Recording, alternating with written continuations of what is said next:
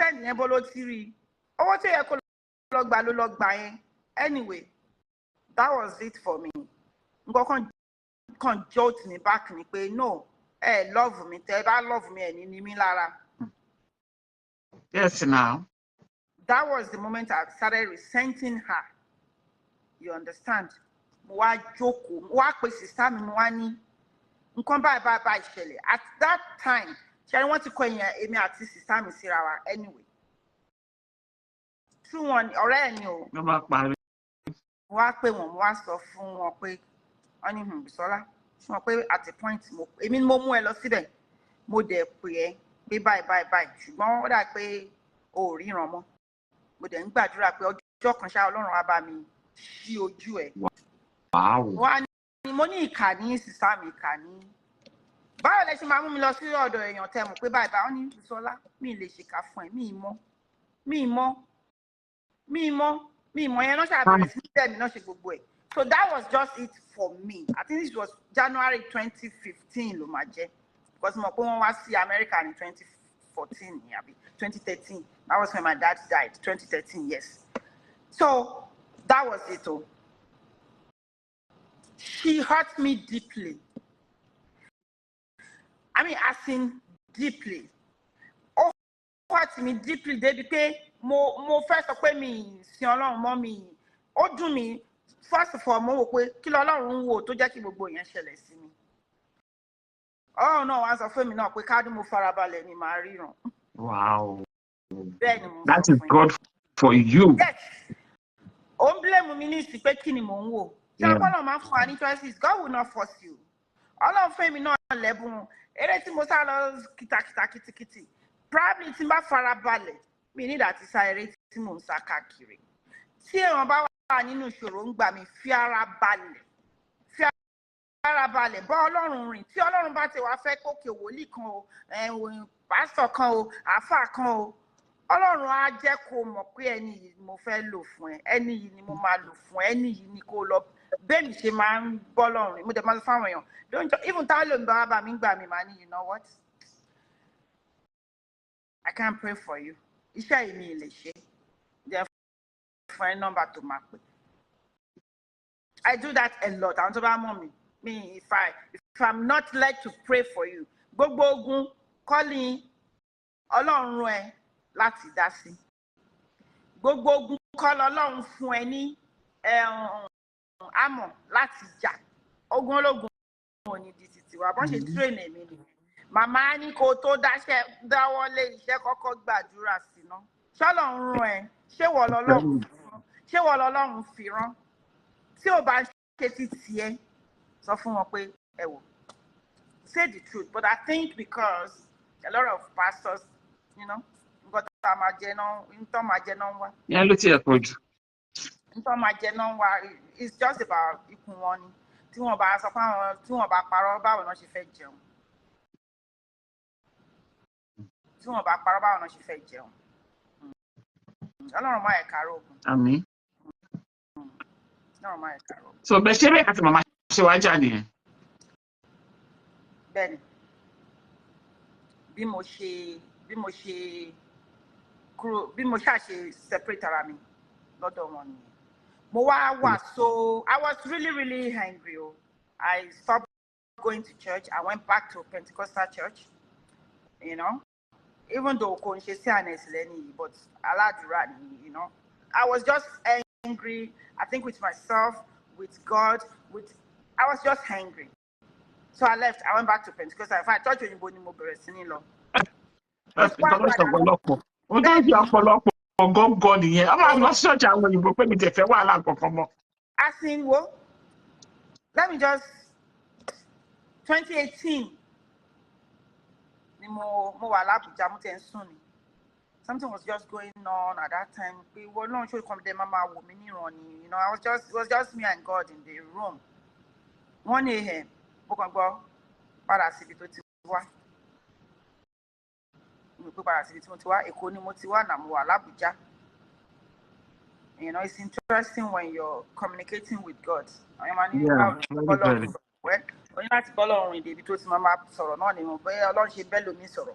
mo bọ́lọ́run ṣe ń bẹ mi sọ̀rọ̀ bí mo ṣe ń bá Ọlọ́run sọ̀rọ̀ padà sí tí mo ti wá òkè mo ṣì ní 4 days ní Abuja náà ṣe máa tún change ticket mi ni ẹ̀mí ẹni nù nǹkan tí mo sọ kọ́ nìyẹn lọ bá màmá Béúlà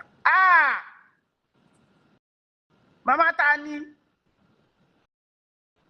mo scream tó yẹ pé ọ̀rẹ́ mi tí mo wà lọ́dọ̀ ẹ̀ sáré wá sí sàlẹ̀ pé doctor are you okay mo ní yes what happened you screamed mo ní I screamed nothing I was praying kí n lọ bá màmá Béúlà tí Ọlọ́run ní kí n lọ báyìí mo ti sá kúrò lọ́dọ̀ màmá Béúlà láti 1992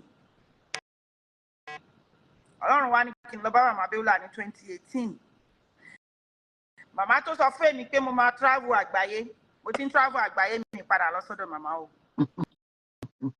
but kíní kan wá ní kò síbi tí mo lè dé máa dá orúkọ wọn even but seminary man how did you become a Christian how was your kíní kan that's it become a Christian one year now.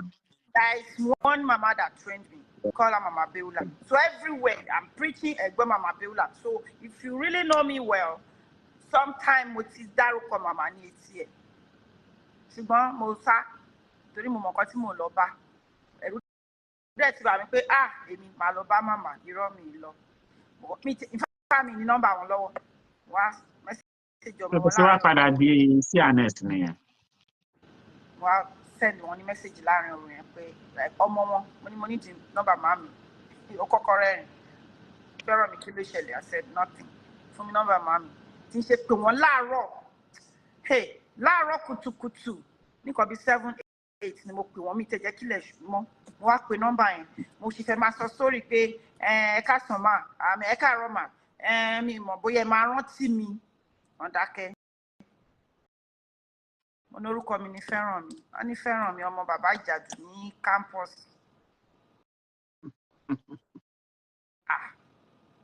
mo gbé ẹ̀mí mi mama was in her 90s because she died this year at 103 about me -6 so mama was 97 years old when I went back to her. Wow. wọ́n ní bo ni mo wà l'Abuja wọ́n ní tí n bá wọ́n ní ọjọ́ wo ni mo ń bọ̀ l'Ékòó mo ló máa tọ́tún la wọ́n ní tí n bá ti ń bọ̀ láti airport kí n máa bọ̀ lọ́dọ̀ àwọn street ẹ̀rù Ọlọ́run bá mi because mi tí ẹ mọ̀ pé wọ́n á rántí mi mo sì fẹ́ máa júwe ara mi ni o. Ọlọ́run àti bá wọn sọ̀rọ̀ tẹ́lẹ̀ before you. ìgbà tí mo wá lọ mo ní màmá ṣáàrí gbogbo mi dé church láti 1992 yẹn ni mo sọ fún yín o tí n ṣe ń wọlé báyìí gbogbo àwọn mo sì mọ faces pé àjọ wà lákọrin ni wọ́n dá mi mọ̀ o it's not pé mo change like that màmá wà ní bákónì àwọn ní Fẹ́ràn mi okay àti débi ọ̀rọ̀ mo dókè mo kúnlẹ̀ ní màmá báwo lẹ ṣe mọ̀ pé mi ni màmá ní ìjẹta kí o pè ẹ̀mí mímọ́ ló jí mi ó yí wà pé mo ní sògbà tí mo pè tí mo sì fẹ́ máa sọ pé Fẹ́ràn mi lẹ ṣe mọ̀ pé mi ni wọ́n ní bẹ́ẹ̀ ni wọ́n ní mo káàbọ̀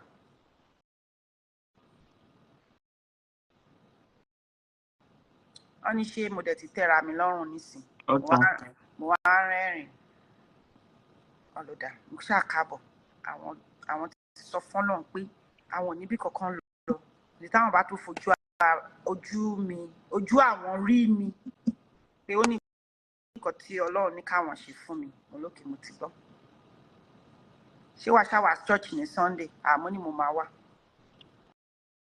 ọjọ́ yẹn ni wọ́n ọdẹ mi as a prophet.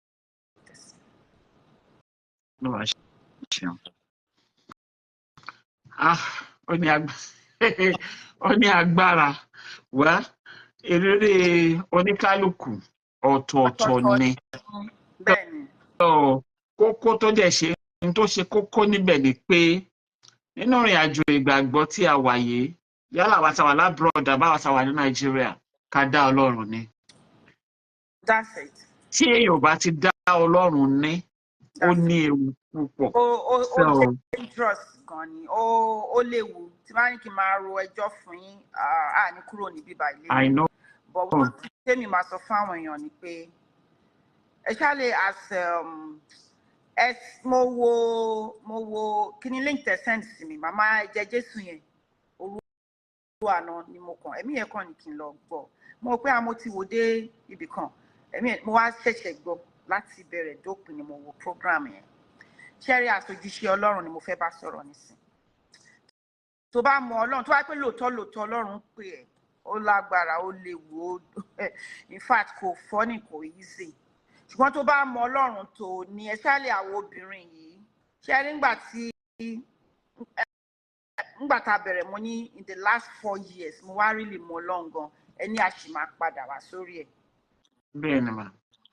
Ogun tí mo jà in the last 4 years wọ́n máa ní kí n kọ sórí wọ́n máa wò pé how old is this woman is she 110 years old because ẹ máa wò pé exaggeration lélẹ́yìí náà kí ló ṣẹlẹ̀ kí ló le tó báyìí àti bá Ọlọ́run rin ìrìn àjò kò easy especially as a minister of God tó tún wá jẹ́ obìnrin tó bá pé lóòótọ́ Ọlọ́run lílì mọ̀ ẹ jọ̀ọ́ ẹ ṣọ́ra for you that are singles ẹ ní sùúrù ẹ bá Ọlọ́run rìn kẹ́ jẹ́ kí Ọlọ́run bá yín rìn kó tó fẹ́ ìyàwó àbí fẹ́ ọkọ bó ṣe ń ṣẹlẹ̀ sọ́kùnrin ló ń ṣẹlẹ̀ sí obìnrin because some men of God tó bá pè báyìí tó bá ń sun ẹkún wa máa wò pé tó bá dẹ̀ bọ́ sí gbangba tó ń preach tó ń wàásù lọ́tọ́ ló ń dẹ̀ lò wọ́n wa máa pé kó o dẹ̀ mọ̀ pé iná ń jó wọn lábẹ́ aṣọ èmi am a very very open person the reason tí mi ṣe really fẹ́ sọ̀rọ̀ ni pé àsìkò ọ̀rọ̀ tí ìtò lọ́lọ́run máa ń sọ fún mi you understand but at the same time I still kind of go around it just to be able to say something. In the last 4 years, mo mọ Ọlọ́run gan ni. Pé tí Ọlọ́run ò bá sí nínú ayé ẹ ó ti sọnù o. Ó wà òkè tí ò bá mọ Ọlọ́run. But ó lè ṣe àfànàf. Ọlọ́run máa kó gbé wa mi. You understand? For me, because mo béèrè lọ́wọ́ mama mo ní why? I'm a very good person.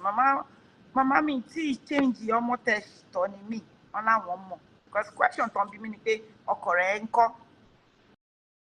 2018 yẹn ńgbà tí mo padà lọ I was still married at that time mo ní ó wà mama wá wò mí báyìí later ni mo ṣe wá mọ mí ní bọ́n ṣe wò mí yẹn mama wá wò mí báyìí mama ní fẹ́ràn mi ojú mi dáadáa ìgbà mi wá ní èmi ni mo bí ọ tí n bá fẹ́ fi wọ́n ṣe ẹ̀yẹ màá ní ẹ̀yìn kọlẹ̀ lẹ́jẹ̀ lé mi lórí. Ani àwọn mọ̀ ṣùgbọ́n èmi ni mo bí ọ èmi ni mo tọ́ lọ́nà àwọn mọ̀ pé àwọn tọ́ mi. Màmá ní wàá ja ogun ọkùnrin bẹ́ẹ̀ ni torí iṣẹ́ tó wọ́n ti sọ yẹn fún mi o nígbà tí mo wà ní kékeré bó ṣe wọn pé kò make sense ìgbà yẹn I was single kò sí ètò pọ̀ mi ìwọ ọkọ mi tí ready láti fẹ́ ọkọ bó màmá sọ fún mi pé torí iṣẹ́ tó lọ́run gbé fún ẹ yìí wàá ja ogun ọkùnrin o mo rò pé kí náà ń sọ.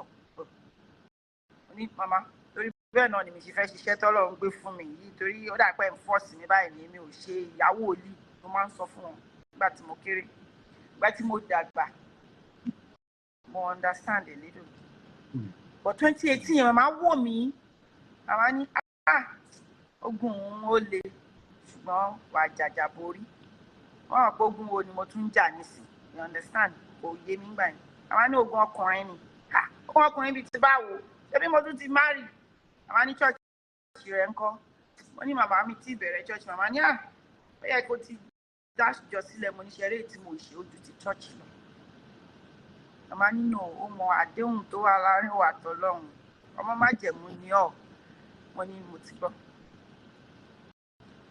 Later when I was going through divorce màmá sì lè sọ̀rọ̀ dáadáa tí mo wá tá à ń sọ̀rọ̀ mo ní màmá why me màmá ní ṣe máa pé wọ́n lo lóyìnbó mẹ́gbẹ́ òyìnbó ní tèmi pé àwọn sọ fún mi but kí n má worry you know she said a lot of things that actually helped me because I was kò dá ṣe pé ọkọ lọ ó wà okay but mo pé báwo lọkùnrin ṣe wá bàṣẹ́ mi jẹ́ màmá wa níṣẹ́ mi kọ́ ló bàjẹ́ ṣé mi ni mo níṣẹ́ ní ṣe bọ́lọ̀ ló níṣẹ́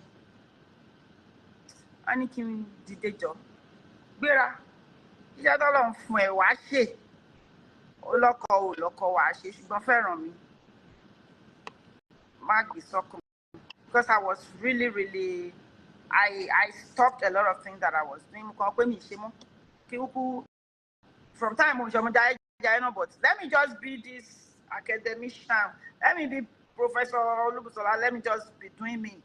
Iṣẹ́ Ọlọ́run kan mo fi ń jẹun now, you know, like Ọlọ́run iṣẹ́ yẹn mi ò fi jẹun. Àwọn èèyàn tí mo ń gbàdúrà fún gan àwọn gan lọ̀tá mi jù. I was saying a lot of things to God, and I said mi tiẹ̀ ṣe mọ́, you know. I said it so many times pé mi ṣe mọ́. Láti mo dọ́dọ̀ màmá ní wàá ṣe. Kò sí bó ṣe fẹ́ function tí ò bá ṣiṣẹ́ Ọlọ́run. Àwọn ò ṣáà yọ mí lẹ́nu, Ọlọ́run ò dẹ̀ yọ mí lẹ́nu. Nínú gbogbo ẹ̀ ṣe bó kàwé, ó kàwé. Ṣé báwọn sọ fún ọjọ́ táwọn kọ́kọ́ rí mi, àwọn mo sọ fún dáàdì pé wàá kàwé ṣùgbọ́n wàá ṣiṣẹ́ Ọlọ́run. Kò sí, you cannot separate the two. And everything that I've done, lóòótọ́, healing ministry ni, ìyá LAGBO, ìyá kìíní kan, you know, a lot of everything that I do is healing, is wellness, is everything. Ọpọlọ iṣẹ́ àwọn láìsẹ̀nsì yìí tó mi jẹ, mi ní ìdàtí pariwo Olúwa sọ wípé, mi ní ìdí Olúwa sọ wípé. So as a minister of God, èmi ò mọ ogun tẹ́ ń là kọjá ẹni tó ń wò mí. Tó bá mọ̀ pé lóòótọ́ Ọlọ́run pè ẹ́, Ọlọ́run ló máa ń báyàn jà ogun. And when you stand with God, òun náà ló lè jà ogun yẹn. Because nǹkan tí àwọn ìránṣẹ́ Ọlọ́run mi ń là kọjá, wàá gbọ́ wá dàbí kókò máa bá wọn sun ẹkún ni. Nífà omi á ti jábọ́ lójú ẹ̀ kó tó mọ̀ wípé òun sun ẹkún. What I went through with my last marriage, in fact, ó tó kí n tó sọ pé no, mi ń ṣe Ọlọ́run mọ́, mi marry mọ́, mi fẹ́ gbóhùn ọkùnrin, mi fẹ́ ṣe kíní kankan mọ́. It affected me a lot because I trusted God that, okay, this is it. I was sincerely happy. The people that truly know me, like I was sincerely happy. I was so happy, just joyfully doing God and being married. I love being married. But okay, God, so everything that I believed in the last 10 years is like, kí ló dé tó nǹkan tí mo wá ń bọ́ lọ́njà fún ni pé kí ló dé tó jẹ́ kọ́kùnrin wọnú ayé mi, why?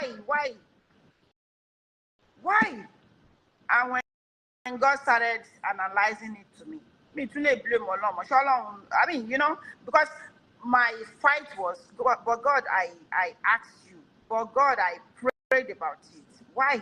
Tí o tiẹ̀ lè ṣe ojú èèyàn kan péré pé obìnrin yìí má ṣe o. Eléyìí bó ṣe máa end rèé o. But you know, still looking back now, it's an experience. I can't say that I regret it. It's an experience, and it has really drawn me closer to God. As in, okay, ṣebí wọ́n máa ń fọlọ́run ṣakọ ni, ṣebí wọ́n mọ̀, I mean, ó jẹ́ kí n wà so humble working with God. He taught me a lot of things in the last 4 years that I thought I knew.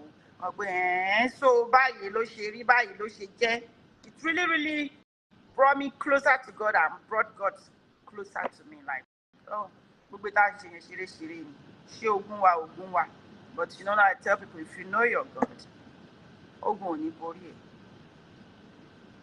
Ṣùgbọ́n ní láti mọ Ọlọ́run tó ń sìn. If torí mo sọ fún ọmọ, prove that you called me.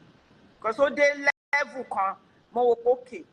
Ọ̀tọ̀ ni kí àwọn babaláwo máa bẹ jà ṣe wòlíì o. But okay, ogun wòlíì là ń jà lọ́wọ́ yìí. Àwọn wòlíì ni ó ń bá mi jà ogun.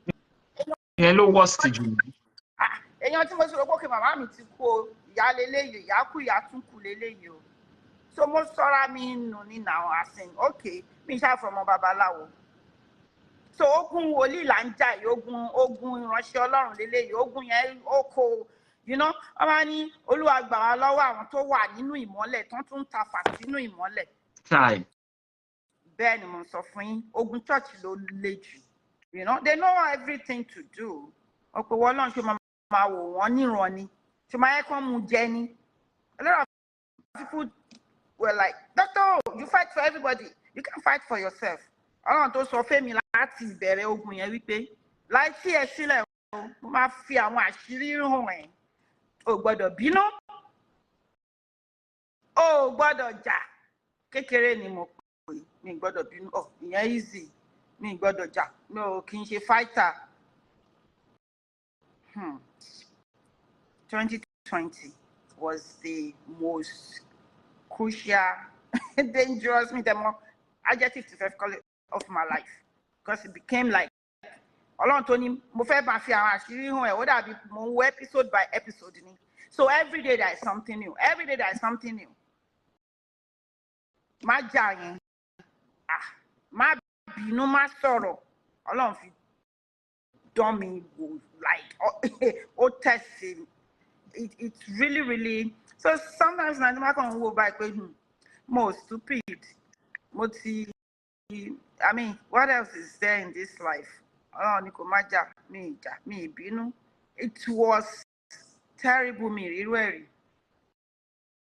Uncle mi kan pè mí àfáà ni wọ́n, because my grandfather, maternal grandfather, Muslim ni wọ́n, but that's the only Muslim we have in my family. Because, you know, ìwọ ọmọ yìí mo mọ̀ pé mo mọ̀ ẹ́ o, ṣùgbọ́n mo tún ní láti lọ tọ̀ àwọn tó jù mí lọ pé ọmọ yìí ọmọ mi ni. Ó dà kó ti ṣe ẹ̀ṣẹ̀ kan, ẹ bá mi gbàdúrà sí. Mo fẹ́ mọ ohun tó ṣe tí wọ́n fẹ́ fi gba ẹ̀mí ẹ̀ lọ́wọ́ ẹ̀. Mo fẹ́ mọ nǹkan tó ṣe tí wọ́n fi pín káàkiri báyìí. Mo ní láre kí lẹ̀ ń sọ. Wọ́n ní tí mo rí ẹ̀rù bà mí. Mo pe àwọn tó ní ìmọ̀ lọ pé kí lẹ́ni yìí ṣe tó jẹ́ pé kò tó fi le tó yìí. Tó fi le tó báyìí. Mo ní èmi náà ti rò pé àbí mo ṣe nǹkan, mo ní bóyá mo ṣe lójú oorun. Tí mi mọ̀ torí ogun ò gbọdọ̀ le tó báyìí, kí ló ṣẹlẹ̀, kí ló dé, kí la gbé, kí la jù. Tí wọ́n bá tiẹ̀ ṣe gan kò yẹ kó tó yìí. Ká má sọ pé ẹni tó fi gbogbo ayé ẹ̀ fẹ́ tó fi gbogbo, I mean, ani má wọ̀rì. Nǹkan kan tí mo máa sọ fún mi sọ pé ogun yóò le òkò dẹ̀ nílé òkò dẹ̀ tún ní le jù báyìí lọ. Mo ní ẹ má sọ mọ́, kò gbọdọ̀ le jù báyìí lọ. Ẹ wo, mo ti wà choked. Ani bẹ́ẹ̀ni, ani sori nǹkan kan ni pé ẹni tí ò dá ẹ, ìwọ Olúbùsọ́lá, kò lè pa ẹ́. Torí ọmọ májẹ̀mú ni ẹ́. So tó bá kú, àsìkò Ọlọ́run ti tó. Wọ́n á fi ẹ omi lè sọ pé wọ́n ò ní fi ẹ omi dẹ̀ rí nǹkan tó ń ṣẹlẹ̀, ṣùgbọ́n wọ́n ò lè pa ẹ́. Àmọ́ ní ẹ̀wọ̀ mo ti fẹ́ kú, fá mo ti kú. Wọ́n ní àwọn ò tí kú ṣe bó ṣe ń bá mi sọ̀rọ̀. Even at that time, àṣẹ mi tí rí nǹkan kan. Ẹ wo, mo ń gbàdúrà fún àwọn ọmọ mi. My oldest is 26.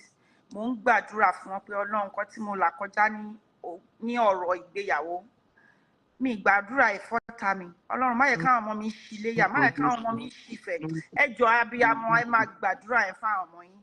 Because when tó bá ní peace in your marriage, wo kínkínní ni pé kò sówó lọ́wọ́ mi, kíní kan ṣẹlẹ̀ dẹ̀ ń pàkọ́ yìí. Because ogun tó ń bẹ ẹja, ẹjọ́ ń gbé, ẹjọ́ ń sùn, ẹjọ́ ń jí ni. Kò dẹ̀ ní mọ̀. Ó dẹ̀ mọ̀ pé ogun ń bẹ gbé, ogun ń bẹ ẹja. Tí ará àta bá ṣì ń àtàkẹ́ tó wà married, tẹjọ́ ń gbógun ti ará àta, àdúrà yẹn máa tètè gbà, ogun yẹn á tètè ṣẹ. Bọ́ ogun gangan, inú ilé ẹlẹ́jọ́ ń gbé.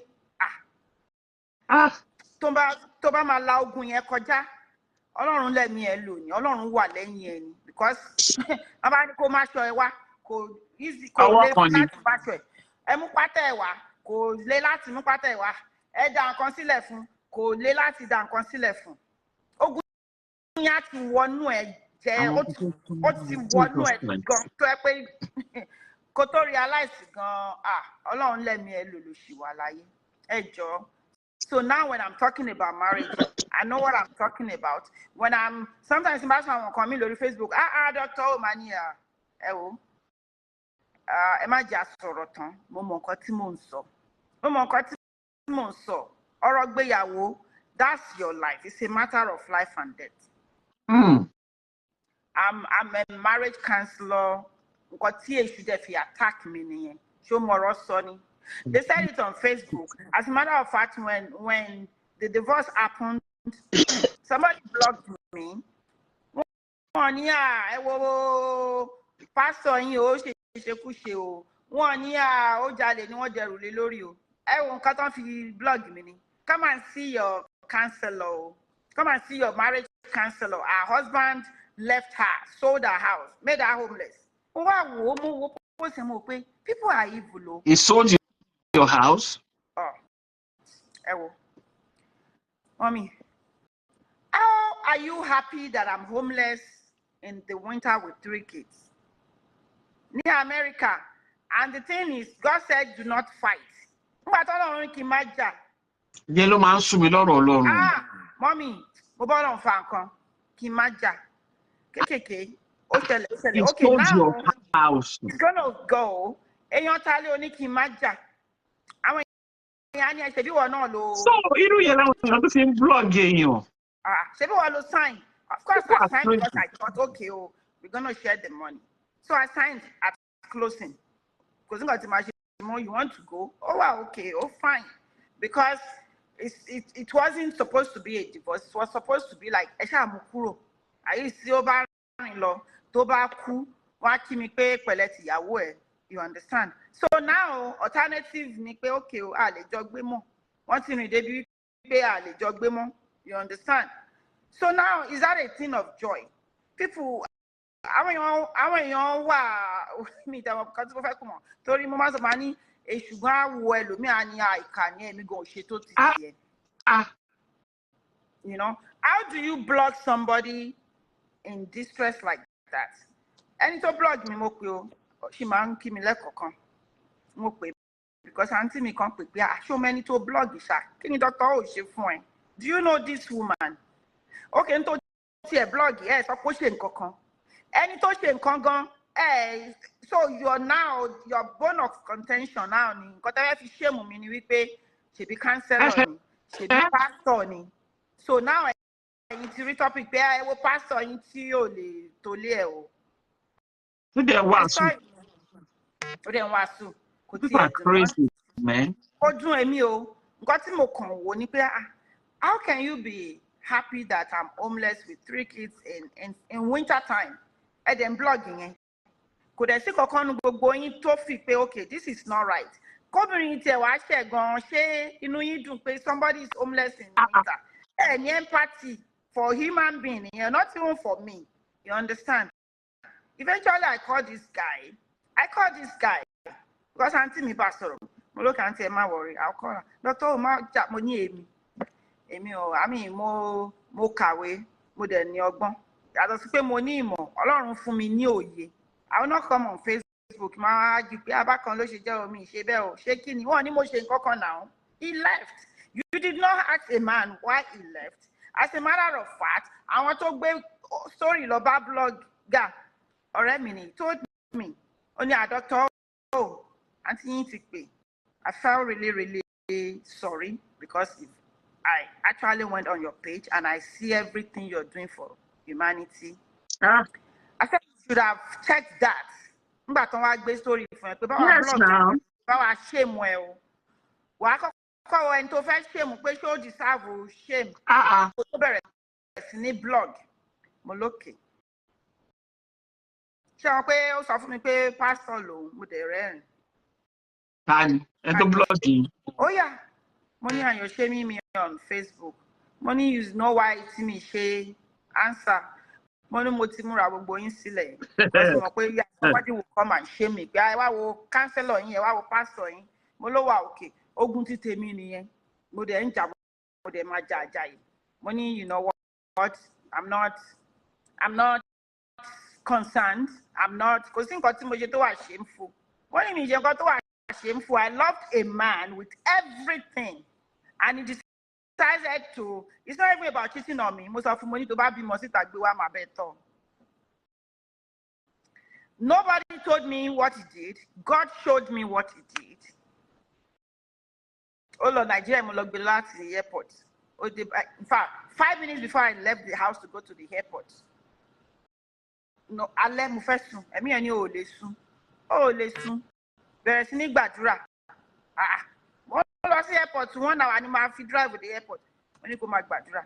Mo lè bẹ̀rẹ̀ àdúrà yìí o. Mo dẹ̀ bẹ̀rẹ̀ àdúrà yìí o.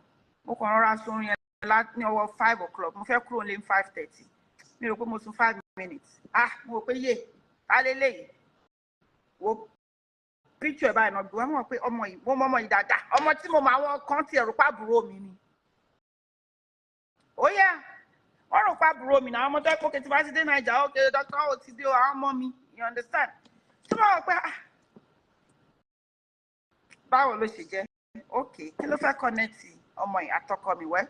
Mo ra lẹ̀ lọ́wọ́ ẹ̀, ó ta lẹ̀ fún mi. Maybe picture ìtàn gbé wá yẹn, mo wá wò pé mi tẹ̀ rí lórí Facebook, òun follow mi lórí Facebook, kò tẹ̀ follow mi online. Mo kàn sáré lọ jùjùjù, IG, mo lọ sórí Instagram. Fọ́tò ìtàn gbé wá yẹn báyìí, aṣọ sele ló wọ̀. Wọ́n ṣe gbé wá ni mo ṣe rí picture. The first picture I saw, mo kàn wò pé òkè kí lorúkọ ọmọ yìí o, okay, mo type ẹ̀. Bí mo ṣe rí báyìí, lójú ìran yẹn ni mo ṣe ṣé ó ń gbàdúrà fún ọkọ mi ni àbí kí ló anyway, but I know something is wrong. Charlie has been in Nigeria for 2 weeks, you know, mo pé okay, ó lọ kò sí nǹkan tó ṣẹlẹ̀, ìkanra ló bá dé, it has never happened before. I plan your trip, this trip fúnra rẹ̀ ló plan ẹ̀, as in like nǹkan kan yẹn kàn ó kàn gbé nínú pé ó gbọ́dọ̀ dé. Mo tẹ̀ sọ ọjọ́ kí ni mo ní ṣé kò sí, ó ń ṣe bí ẹni tó ń fi nǹkan pè láti ilé. Anyway, àṣẹ kò sí nìyẹn. Nígbà tó dé lálẹ́ létà mo ní ó ń fẹ́ ní báyìí báyìí. Are you crazy? Kí ló mo mean? Kí ló ń sọ? How is that possible? Mo lè náà pé kò wà possible ni. Ṣùgbọ́n mo mọ Ọlọ́run tí ó ń bẹ́ mi lò. Mo ní Ọlọ́run, mo ní mo kàn ríran. Ó wá ní báwo, mo wá fi picture yẹn hàn. Ó ní ta ló send picture sí mi. Mo ní kò sí. Mo ní wọ́n gbé wá ni. Mo lọ gbé picture yẹn wá, mo dẹ̀ lọ wò ó, mo lọ download ẹ̀. Ó ní wọ́n gbé picture àmọ́ nìyẹn. Like you don't know me. Ó ní I saw a vision and I saw her. Mo kàn wò pé kí ni connection wà àti ẹ̀. Ṣé òun fẹ́ ọmọ yìí? No. Ṣé òun bá ọmọ yìí sùn? Ó ní no. Nígbà tí ó ní she is my friend. Mo ní iye mo gbé. Ta ni friend yẹ? Friend. Ọmọ tó yẹ pé tó bá ń dáyé bíyàn lọ́mọ wà bí lọ́mọ. Àwọn ọmọ ti tèmi, àwọn ọmọ tèmi ránṣẹ́, àwọn Dr. O ti dé kílẹ̀ mú bọ̀. Ni friend yẹ. Wojú mi ṣé òun fẹ́ àbó fẹ́? Don't say that. Báwo mo ṣe máa fẹ́? Nǹkan tó sọ yẹn mo ti gbà, mo ti gbọ́. And I just continue like nothing happened because ó ti sọ pé no, mo dẹ̀ ti gbà pé no náà ni. Anyway, èèyàn tí mi mọ̀ rí. Mo ń bẹ́yàn kan sọ, ṣẹ́rí, ẹni tó bá mọ Ọlọ́run kó mọ Ọlọ́run. There is no two ways between mommy. Mo ń bọ́ ọmọ mi kan sọ̀rọ̀ lórí fóònù. Ó wá ní Dr. O, ẹni sùúrù, kọ́ọ̀lù yìí, cousin òun ni òun ti ń try láti get ẹ̀, mo ní kò sí problem wà níbí báyìí. Ló bá padà wá immediately. Ó ní Dr. O, ẹ má bínú tí mo fẹ́ sọ, mo ní kí ló ṣẹlẹ̀. Ó ní cousin mi tó pè mí yìí. Ó ní ó dà pé mo ti sọ̀rọ̀ ẹ̀ fún yín nígbà kan, mo ní rán mi létí. Ó wá rán mi létí pé tó ń sọ pé wòlíì ni ó ń lọ sí sele kíníkan kìnìkan. Mo ní mo ti rántí. Ó ní cousin ẹ̀yàn ò sí lórí Facebook. Ó ní no. Nítorí mo wá wọn ọjọ́ tó sọ̀rọ̀ wọn, mo ní mi rí wọn, ó ní kò ń ṣe Facebook. Okay, kí ló ṣẹlẹ̀? Ṣó wà okay? Ṣán wà okay? Ó ní bẹ́ẹ̀ ni. Ó ná láwọn fẹ́ bá yín sọ̀rọ̀. Mo lé mi. Ó ní ẹ. Mo ní kí ló dé? Ó ní òun ò mọ̀. Ó ní màmá tó ń bá sọ̀rọ̀ yẹn, mo fẹ́ bá wọn sọ̀rọ̀. Mo lókè. Connect wa. Ó ní no, òun ò ní connect because òun ò fẹ́ gbọ́n tá à ń sọ. Because ó dà pé wọ́n sound serious. Ó lóun dẹ̀ mọ̀ cousin lòun dáadáa. Mo níbo náà ti mọ̀ mí, ó náà wọn mọ̀ mí. Wọ́n kàn pè ní pé lágbájá ìyá tó ń bá sọ̀rọ̀ yẹn, mo ní mẹ́sẹ̀gì fún wọn. Wọ́n ní Dr. mo ní má wọ̀rí. Ní kàn pè mí báyìí. Tó ṣe ń drop báyìí náà ń pè mí. Wọ́n ní màmá ẹ má bínú o. Fún ẹmu yín Olúwabùsọ̀lá, mo ní bẹ́ẹ̀ ni sà. Olúwa ní kí n sọ fún yín, ó ní kí n béèrè lọ́wọ́ yín pé òun fẹ́ tú àwọn àṣírí kan fún yín, ṣé ẹ ti rẹ́dì? Mo ní ẹ wò, àṣírí owó ni mo wá ń sìn mí ní ṣògùn. In fact, wọ́n kẹ́mi nìkan ni máa ń gba mẹ́sẹ̀gì ṣé o ti rẹ́dì yẹn ni. Máa jà o, ṣé o ti rẹ́dì? Mo ní mo ti rẹ́dì o. Mo ní àṣírí owó ni mo wá ní sí o, a gbọ́dọ̀ di bílíọ̀nìà o. Mo láwọn ọmọ tó pọ̀ tí mo tọ́ níléèwé o. Má yẹn bá rẹ́rìn. Ó ní màmá, èmi ò mọ̀. Wọ́n ní béèrè question ni mo dẹ̀ bí yín. Mo ní ẹ wò, mo ti rẹ́dì. Mo ní àdúrà tèmi ń gbà lọ́wọ́ nìyẹn. Mo ní so mo ti rẹ́dì. Olókè. Ó ní kí n sọ fọ́lọ́run pé mo ti rẹ́dì. Mo ní Ọlọ́run mo ti rẹ́dì o. This is the time o, àsìkò ti tó o. Olùdó kàn dẹ̀ wà lójú kan bí omi adágún kan lómi. I'm tired of being used. Má yẹn bá rẹ́rìn. Torí ọ̀tọ̀ nìkan tó ń sọ, ọ̀tọ̀ nìkan tẹ̀yìn ń sọ. Ó ní ṣe rí nǹkan tẹ́yìn sọ yẹn. Mi rò bẹ́ẹ̀. Mo ní ẹ̀yà rò bẹ́ẹ̀. Mo ní nǹkan tí mò ń bọ́ lọ́n sọ nìyẹn. Nǹkan tí mo rẹ́dì fún owó ni o. Kó gbé àwọn àṣírí yẹn wá o. Má yẹn bá lókè. Ẹ gbàdúrà fún ara yín. Ẹ ṣe prayer. Ẹ mọ nǹkan tẹ́ máa ṣe. Bá lókè, mo ti gbọ́. Ó ní tẹ́ bá ṣe tán, ẹ pè mí. Mo ní mo ti gbọ́. Báwo kò kí mo fẹ́ ṣe. Mí ẹ̀kọ́ ni kí n gbàdúrà 3 days. Ilẹ̀ lókè fine. Bá pè máa yẹn, mo ní mo máa gbàdúrà 3 days. Tó bá di ọjọ́ kẹta máa pè yín. Wọ́n ní fine. Nígbà tó di ọjọ́ kẹta mo bá pè wọ́n. Wọ́n ní Olúwa ní kí n béèrè lọ́wọ́ yín èké ni. Mo ní ṣó ti gbówó dé ni. Máa yẹn ò lè gbàgbé mi láéláé because it's like mo ní ṣó ti gbówó dé ni. Wọ́n ní ẹ̀yin máa fọ́ ní gan ní kẹ́. Mo ní àbí nǹkan tó bá wù yín ló ń pọ̀ lọ́rọ̀ ẹ̀ ni now. Wọ́n ní Olúwa ní kí n béèrè pé ṣé ẹ ti rẹ́dì kó ń tú àṣírí fún yín. Ó ní ẹni sùúrù, ó ní nípa ìgbéyàwó yín. Orí á fò lọ ni. Orí mi fò lọ. Ọ̀pẹ ìgbéyàwó. Ìgbéyàwó. Tí ò sí jà. Tí àjàrí 10 years. Ìgbéyàwó. Asin, mo ní ìgbéyàwó. Wọ́n ní bẹ́ẹ̀ ni. Mo ní owó ní kọ́lù agbéwọlé ta ló rán níṣẹ́. I'm telling you. Máa ní ẹ calm down. Ẹ̀yin lẹ́sìn pẹ́ rẹ́dì o. Mo ní òkè kó máa gbé bọ̀. Mo ní ẹ̀mí ọkọ mi náà ni mò ń gbàdúrà fún. So kọ́lọ̀ ń gbogbo ẹ̀ wà. Kó máa wọlé lọ́tún kó máa wọlé lọ́sì. Ló bá rẹ́rìn. Ó ní tẹ́sọ àṣẹ ti gùn. Ó dẹ̀ tán. Lẹ́yìn yẹn, bóyá ẹ̀kan ni máa yẹn kàn pè mí lójijì. Ó ní dókítà ohun tẹ́ ń là kọjá. Ẹ borí ẹ o, ṣùgbọ́n ó máa le díẹ̀. Wọ́n rò pé mi ì pè wọ́n. Mi ì dẹ̀ sọ fẹ́ ní kankan, mi ì tí sọ fíyàn kankan pé àwọn kankan ń ṣẹlẹ̀ lọ́wọ́lọ́wọ́. Because the moment tí mo sọ pé mo ti ready tí màá yẹn get off the phone. Ní ọ̀sán ọjọ́ yẹn mo kàn jókòó tó oníjà kan tó wà ní yàrá mi tí mo máa ná gbogbo ẹsẹ̀ ná gbogbo ara sí tí mo kàn jókòó. Mọ́mì, ìran tí wọ́n gbé wá, mo rò pé kí leléyìí. Just because initially it was not like okay ojú ẹni tó yẹ kí n rí ni mo rí. Wọ́n kàn ń gbé wá bí òwe. Mo wò pé ta leléyìí. Ta ni mo tún fẹ́ bá sọ̀rọ̀ ṣèbí gist pátá náà ni mo máa tún sọ fún pé orí nǹkan tí mo rí ni. Nígbà tó dé level kan. Wọ́n á bẹ̀rẹ̀ sí ní gbójú ẹ̀ gangan wá. Ẹ̀mí yẹn wá sọ fún mi wípé ìwọ ni mo béèrè pé ṣé o fẹ́ àṣírí. Ìwọ ni mò ń fi àṣírí hàn torí kó lè mọ̀ bó ṣe máa gbèjà ara ẹni. Mi ìran ẹ sí èèyàn kankan. Ẹnu ẹ yẹn ṣọ́ọ̀tì ẹ̀ báyìí. That was the day I stopped talking and telling him pé okay mo tún ti rí báyìí o.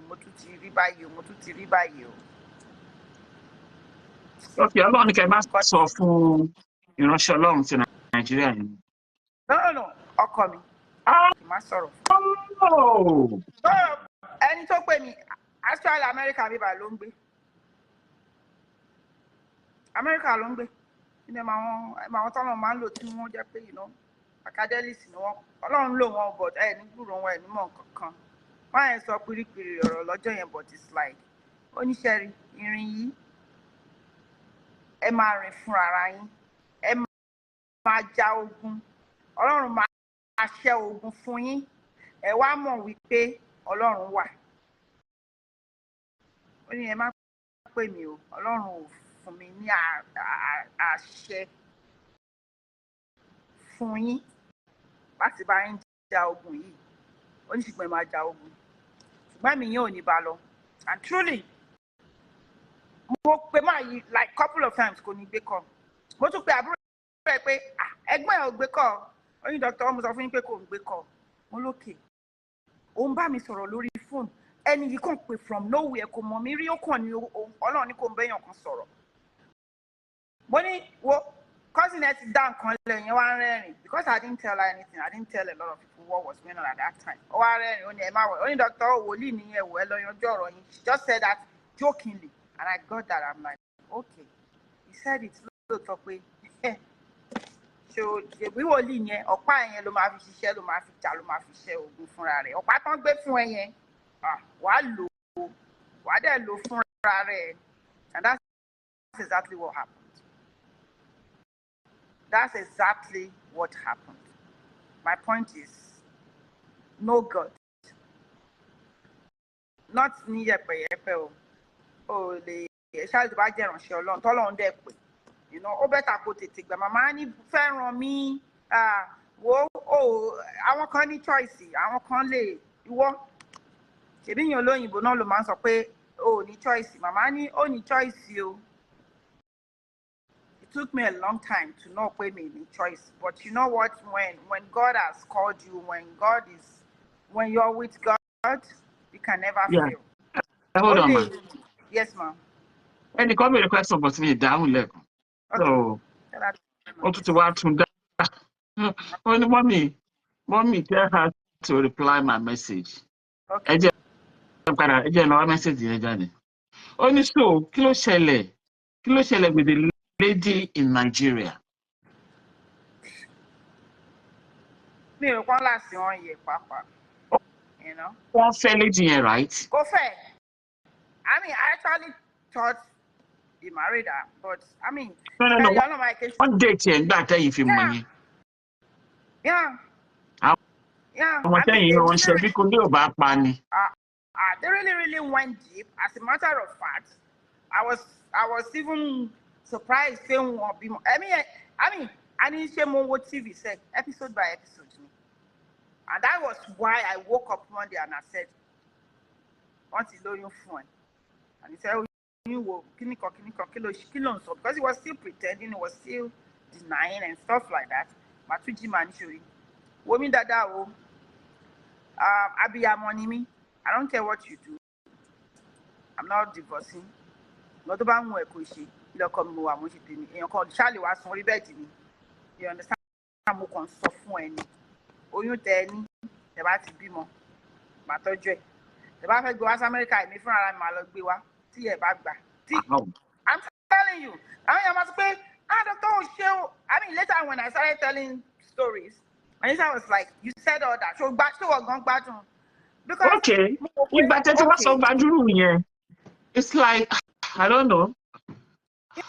It's like okay o bá ti bímọ and mo tún jí lọ́jọ́ kan mo ní mo pé kí ló ń bí ẹnu like why are you moody today? Ǹdẹ̀ wọ́n pé okay reason lele. Ṣẹ́rí ẹni tí Ọlọ́run bá fẹ́ ó ṣòro bá jà. Ẹni tí Ọlọ́run bá fẹ́ ó ṣòro bá jà. Wọ́n dẹ̀ fi hàn mí pé oyún yẹn bàjẹ́. Oh, lẹ́yìn yẹn lóyún fún wọn. Bẹ́ẹ̀ni, and I was praying pé Ọlọ́run mi máa rán ẹ̀ṣẹ̀. Èèyàn ti lóyún kí ni ti tèmi. I was actually protecting myself, just praying for myself because mo rí àwọn ìgbésẹ̀ tán gbé mo rí àwọn eré tí wọ́n ń sá mo dẹ̀ pọ́ Ọlọ́run ò lè jẹ́ kán pa mí náà. Ṣé wọn pé later ṣá wọ́n sọ mí di ọmọ ìyá àjẹ́ as in you look at me one day it's like mo ti ẹ̀rẹ́ ni mo ní àtijọ́ ń gbélé for 10 years. Tí nǹkan bá tiẹ̀ ń tàn ẹ́ pé mo ní nǹkan tí mo ń gbárí mọ́. Mo ní ṣọ́ra àgbo tí mo ṣẹ̀ṣẹ̀ bẹ̀rẹ̀ sí níta ojú oorun náà ti fún mi. I told you everything. Mi mọ̀ wọ́n yí padà ju kí n gbàdúrà lọ. Nígbà tá a bá ja ewé tá a já egbò tá a gégi tán, èmi máa jókòó mo máa gbàdúrà sórí ẹni tó máa lò ó gbọ́dọ̀ ṣiṣẹ́ fún. And that's why I always tell people whatever you buy from Fefis, it works. Ó máa ṣiṣẹ́ ni. Ó gbọ́dọ̀ ṣiṣẹ́ because mi kàn déédéé yà sí di pé mo fẹ́ máa ta àgbo náà. You understand? I went back to school to study pé okay o ewé kí náà fi ń ṣe kíní kan. I went to research pé okay nígbà tó ń fún mi pé nǹkan tó máa jẹ́ wà lọ́wọ́ ẹ̀ of course mo ní licenses lọ́wọ́ no ewé àti egbòre mo pé kí ni ìtumọ̀ yẹn you understand so ẹni tí Ọlọ́run bá fẹ́ ó ṣòro bá jà nígbà tó yá ló di pé ó ti gbágbára mo rẹ́rìn lọ́jọ́ yẹn mà mo rẹ́rìn mo yíbọ́ lórí kíá mo ní agbára mo lókè so mo lágbára mi tí ẹ mọ̀ mo lágbára mi tí ẹ mọ̀ ṣé wọn pé because he reminded me because I was scared at the time pé hey mama waste your time but just because he reminded me mo pé ẹni tí ò bá gbéyàn kò kí ẹni tí ò bá dọ́yàn wò kò kí mọ̀ pé yàn lágbára mo kókè nǹkan kan gbénú mi lóòótọ́ nǹkan tó ń gbénú mi yẹn ó gbọ́dọ̀ ṣiṣẹ́ fún mi èmi gan wá múra sí pé Ọlọ́run wà pẹ̀lú mi lóòótọ́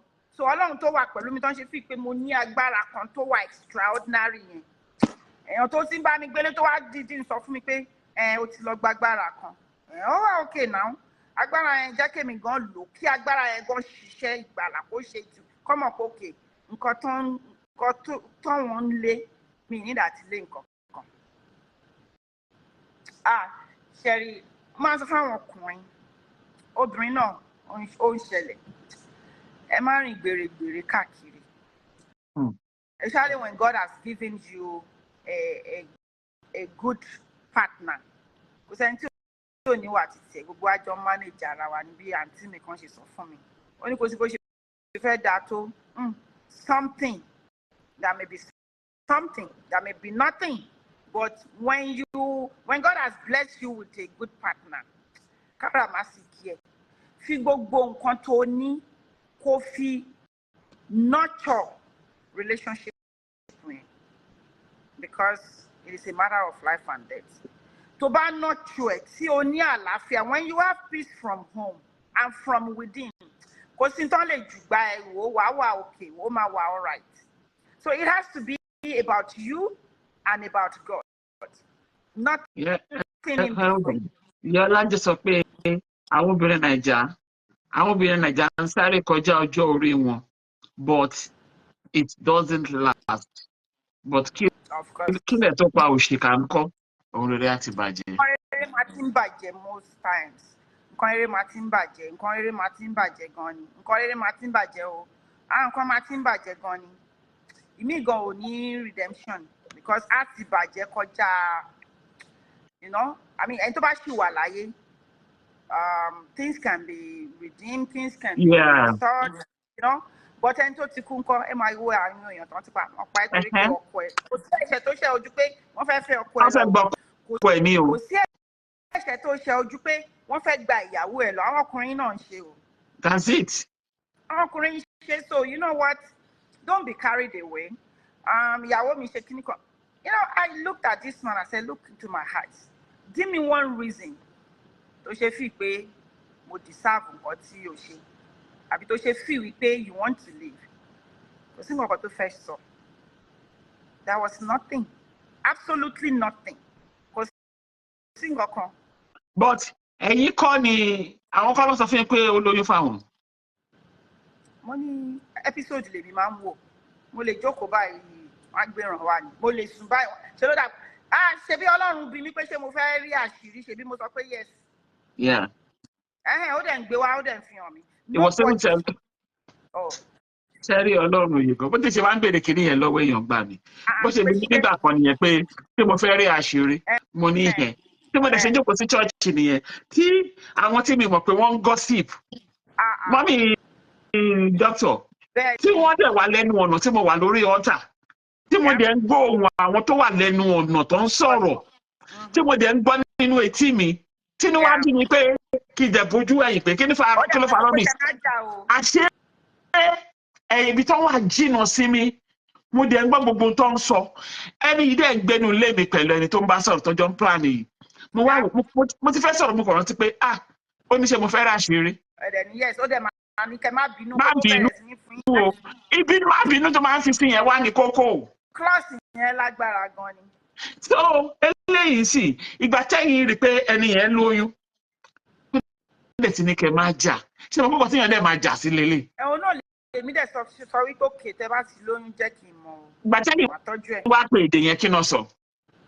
What are you talking about? Oh my God. What are you talking about me? Ṣé wàá rí gbogbo nǹkan tẹ́mi ń sọ yẹn ló ṣe fi pé òkè o ó lọ ń jíṣẹ́ fún wọn náà. Ẹ ti lágbára.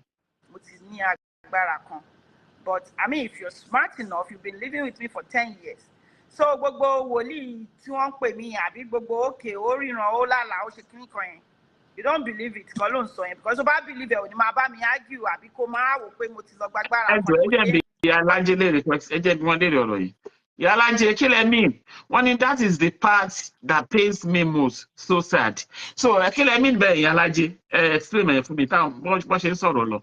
Emma sorrow in loma. Yeah, one believe in it. I believe in Osho lo ni. One the master pay on the master query. Be it langbara. It shaking it. Ah. Oh my goodness. So kill you she want mo you baje. Wọ́n tún gbé wá náà ni. Wọ́n download ẹ̀. Ẹ ti wá sọ fún wọn. Mo tẹ wá sọ yẹn. Because at that point, tí mo sọ pé ṣé èèyàn lóyún fún ẹni. Tọ́tí lóyún. Yes, and that was the moment that God cautioned me pé gbé ẹnu ẹ̀ dákẹ́. Okay, Yalaje sọ̀rọ̀. Wọ́n ní nǹkan rere tó máa ń bàjẹ́ yẹn nípa exactly ní ẹ̀dọ́ máa ń dùn mí jù. Nǹkan rere tó máa ti bàjẹ́ ń gbà mí yẹn. Because ìgbà míì obìnrin tó wà ní Nàìjíríà, obìnrin tó wà níbi iṣẹ́ ọkọ ẹ̀, obìnrin tó wà lẹ́gbẹ̀ẹ́ tó dẹ̀ mọ̀ tẹ́jọ́ lọ sí church, tó dẹ̀ ń fi ọkùnrin yẹn, á dẹ̀ pa obìnrin yẹn gbà mí. Ẹjọ́ mà, ẹni á wá kú gbé o. Ó kú gbé nìyẹn. And this is what I tell people. Pay, guard yourself. Exactly. Tó bá jẹ́ kí wọ́n pa ẹ́ torí ògo, tó bá jẹ́ kí wọ́n pa ẹ́ torí nǹkan tó ní, tó bá jẹ́ kí wọ́n pa ẹ́ ó kú gbé nìyẹn o. Ṣé wàá mọ nǹkan tó ṣẹlẹ̀ ní kẹrẹ́ ni tó pa ẹ́ yẹn? Ṣé àwọn kó lè kúnlẹ̀ lọ́jọ́ kan kó Olúwa dáríjì mí? Ọlọ́run dẹ̀ máa dáríjì. Wo àwọn tó kú wà lórí platform tó jẹ́ ènìyàn tèmi wọ́n mọ̀ pé the same thing tí mo ṣe máa sọ nìyẹn pé ó lè pààyàn dànù tán kó wá lọ accept Christ á dáríjì. Ó ti lọ ti tiẹ̀ nìyẹn, ìwọ ti lọ nìyẹn. So it's about you and God. Kò sí nǹkan míì bẹ́ẹ̀. Má jẹ́ kán pa ẹ́ nì, má jẹ́ kán kó bá ẹ, má jẹ́ kán ṣe ẹ́ léṣe, má jẹ́ you protect yourself. Guard yourself jealously as in èmi ni mo wà lójú, I'm on the line. Má jẹ́ kí wọ́n rí ẹ fi ṣe nǹkan kan because ó kú gbé ni. Nǹkan tó ń ṣe yẹn ó ti bàjẹ́. Ẹni tó ń fọ́ lójú ń gbà mí ṣe mọ̀ pé ojú yẹn lè má là mọ́. Màmá kan sọ pé Ọlọ́run ṣe o pé mi ò kú gbé. I'm telling you. Àmọ̀kọ́ táwọn náà pass through tó fi sọ bẹ́ẹ̀. Àkọjá tán fi sọ̀rọ̀ yẹn. Àmọ́ nǹkan tí wọ́n ti là kọjá tán fi sọ̀rọ̀ yẹn. Màmá olórí sọ pé mommy always said that ọ̀rọ̀ tí máa sọ ni tó bá yẹ kó pa ẹ́ gbé. Tó bá yẹ kó pa ẹ́ òkú gbé ni. Tó bá di lọ́la tó lọ accept Jésù pẹ́rẹ́. Ọlọ́run àforíjì. Àforíjì ni ẹ̀ tó kú ló kú gbé dànù. Ọlọ́run àforíjì ìwọ ti lọ nìyẹn. I ask for forgiveness and God will forgive that person.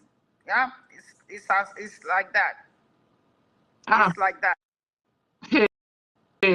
Yeah, Mommy Alice sọ pé Ọlọ́run kú àánú ni o. Mama Ayilara sọ pé Mommy always preach about it because mo máa ń wò ní tíyàn bá lọ kọ̀ jókòó tẹ́tẹ́ rẹ̀ tó kọ̀ lọ jẹ́ kí torí pàtì yẹn tí bá ti ń wo pàtì yẹn pé kí ilẹ̀ tó pa òṣìkà tó ìpínlẹ̀ máa yà sọ fọlọ́run màá ní Olódùmarè kí ilẹ̀ tó pa òṣìkà wọn níbi tán wà má jẹ́ kí ìbọn rere bàjẹ́ nínú ilé mi o.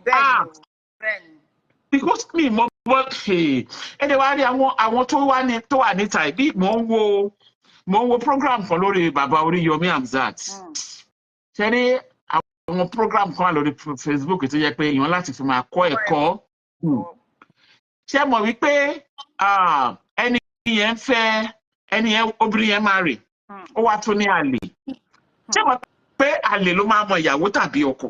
Bẹ́ẹ̀ni. Ṣé tó dangerous nìyẹn. Bẹ́ẹ̀ni ìwọ òkúkú mọ̀ kankan àwọn mọ̀ ẹ́ wọ́n mọ̀ ẹsẹ̀ wọ́n mọ̀. Ìmọ̀ onímọ̀ kankan àlè ló máa dá ìyàwó lé mọ̀ ló máa dá ọkọ mọ̀. Bẹ́ẹ̀ni. Mo ń bọ̀ ẹ jẹ́ ń gbọ́ eléyìí o. My own ex called me a witch. He even called me devil. Where's ó parí ṣé ẹ tún ti gbọ́ tí ó àti ẹ nígbà tó wọ́n bá ti. Nígbà tọ́wọ́ bá ti káyàn. Nígbà tọ́wọ́ wọn bá ti ká ẹ, ó ti di nǹkan nìyẹn. Màmá Ayilara àjẹ́ ní gbogbo wa nínú Jésù. So ó wá ìjà ṣàgbé wọn dé ọ̀dọ̀ Oríyọmí. Oríyọmí wá ń bi bàbá yẹn, bàbá Oríyọmí wá ń béèrè wípé ẹ̀kọ́ gidi wà lórí Oríyọmí Hamzat. Yeah. So ó wá ń béèrè wípé okay. Ṣé o mọ̀ pé obìnrin wà nílé ọkọ àbí o mọ̀ pé wà nílé ọkọ? Ó ní kò sí nílé ọkọ gbà tóun fẹ́, ìyẹn ní irọ́ ló pa. àwa bí bàbá yìí lè pé kí ló ṣe mọ̀ pé wà nílé ọkọ ó nígbà tí òun jókòó síbẹ̀ ìyẹn láwọn ọmọ ọ̀tá lẹ́yìn so agbèrò nìyẹn ìyàwó agbèrò ni ìwọ tó lè fẹ́ gbà ìyàwó agbèrò yẹ kó ti mọ̀ pé ó máa fa wèrè náà yàn so nìyẹn wá sọ pé àwọn ọmọ ẹ̀yìn òun ló sọ fún òun wípé àwọn ọmọ ẹ̀yìn òun ló sọ fún òun wípé wọ́n fi ojú bára wọn sọ̀rọ̀.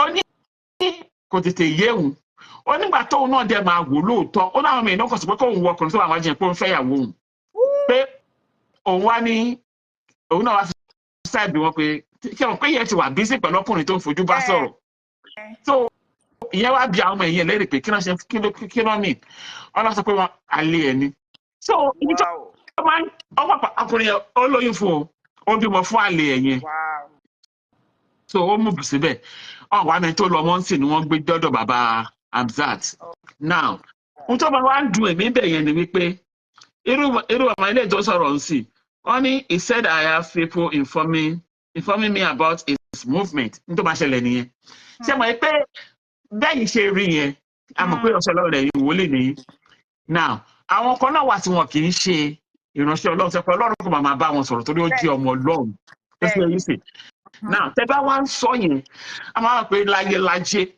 ẹnìkan ló ń ṣòfófó kò dé ṣòfófó ẹ tó ṣòfófó tó ẹ̀mí mímọ́ ò sí o.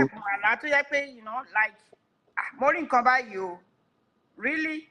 wọ́n dẹ̀ ti ń gbà yín gbọ́ tẹ́lẹ̀ o wọ́n ń gba mẹ́sẹ̀gì yẹn gbọ́ tẹ́lẹ̀ now ọmọ tí ẹ̀yin sọ pé ẹ̀yin máa ń ránṣẹ́ àwọn tẹkọ̀ máa sọ pé àmọ́ mi kí lẹ mú bọ̀ kíní kan ẹ wò dọ̀tí ìrìn yẹn làwọn lọ bá. ṣe mọ̀ pé wọ́n rò pé ẹrù wà lẹ́nu.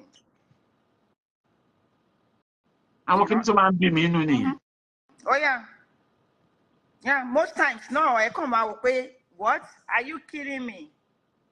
You know, ṣẹ́rí wọ́n ní tí kúlé ò bá parí tòde ò lè parí àwọn kan wà fẹ́ pé tó bá tẹ̀ fẹ́ ṣe àgbèrè ṣé sí ọ̀nà jíjìn otherwise ikú easy very very easy because wọ́n á mú ẹ lọ wọ́n á mú ẹ̀mí ẹ lọ wọ́n á mú ẹ̀mí ẹ lọ wọ́n á mú ẹ̀mí ẹ lọ because it's always you always the target because wọ́n fẹ́ mú ẹ kúrò ní.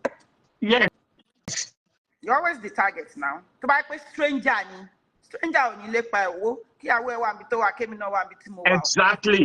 But nǹkan tó máa sọ nìyẹn. Close, your life is the target because ó easy fún wọn kó kúrò lójú line yẹn kó má sí nínú equation yẹn ju pé kó máa rojọ́ pé ó ní tìjú ọkọ lágbájá ìyàwó lágbájá.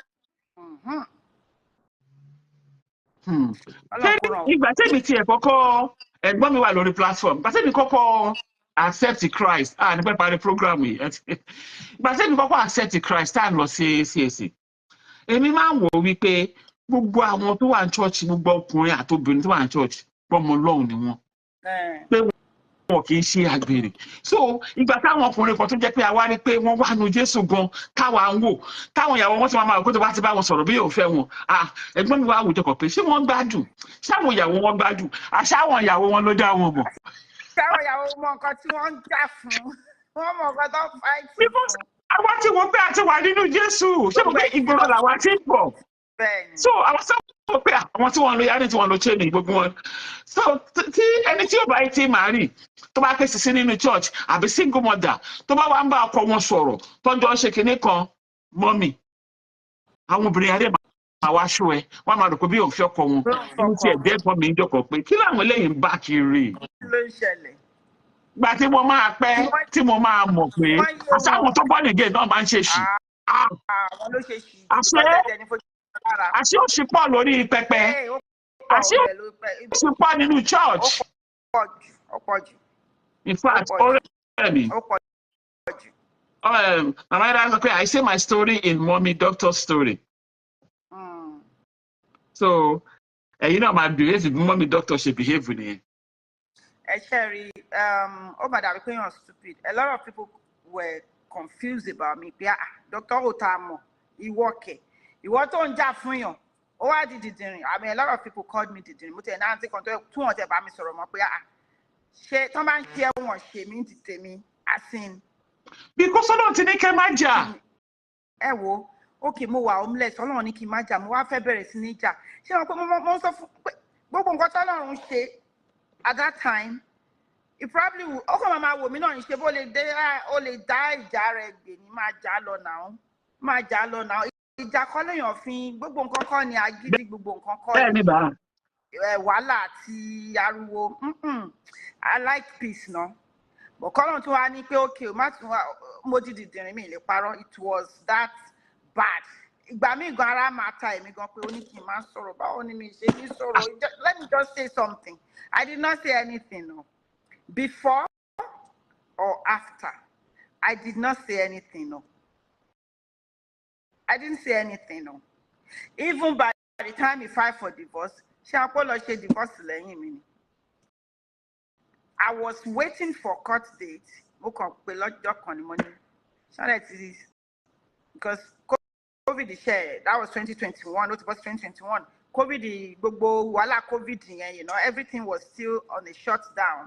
So I was thinking, okay, once I sent the trial date, my own thing was, I mean, it would be easier for me to change my name. That's fine. I'm not even contesting nothing. Maja, only divorce until she. Money. My God, money. You want it, asking you what it divorce. I'm not saying don't go. I mean, of course, everything has happened. Fine. But I want to be able to go to court. Got him the fellowship. Told me if tomorrow no pay mo shall file, change my name, pay something. It's easy. Divorce lele, you okay? Do you want to change your name or you want to keep your name? How could you go behind me and do divorce? I just said okay. I came in see court can log certificate, divorce certificate, and I said okay.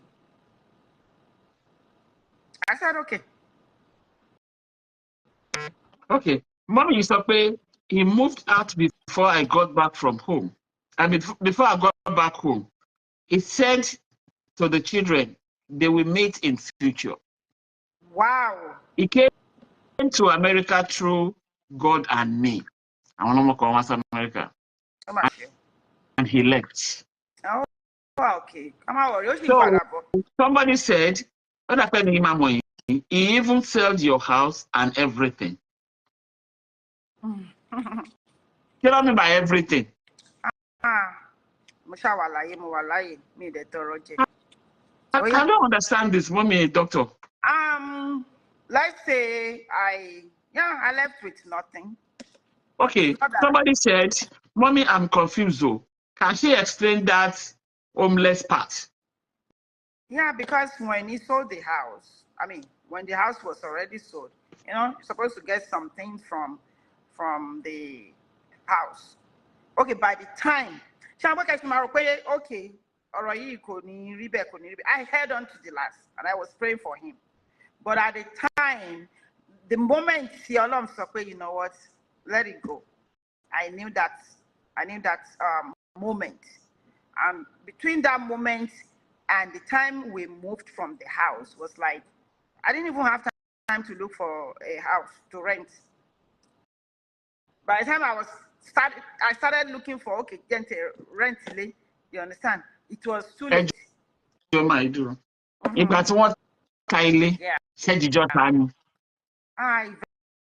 I had to sign with the Molo Church. Let me tell you. Right? Oh yeah, my name was there. We built the house. He told people that was his because house. I need to have a very big house. We built the house from the scratch. The dude. Send the $4,000. For what? That was, of course. I mean, after you sell the house, no less once. It was at the last minute. Aburo mi koloni, auntie. So I had to move at the last minute to a Airbnb. Because I didn't tell anybody what was going on. So I called Bemi. Bemi was like, okay, auntie, what's the problem? 2020, oh, yeah. COVID time. Yeah, COVID time. So So it was the last minute, like, okay, you understand? So we moved to the Airbnb. And I was looking for rent. Me really rent. So we, me really rent. I was so angry one night. I think it was in February. That was November that we moved, you know, Thanksgiving time. Oh, as a matter of fact, Thanksgiving time. And he knows that I love Thanksgiving. Oh, I love Thanksgiving. Anyway. This is him. Blog me. Our doctor must have done something to that man for her to think. I will let you.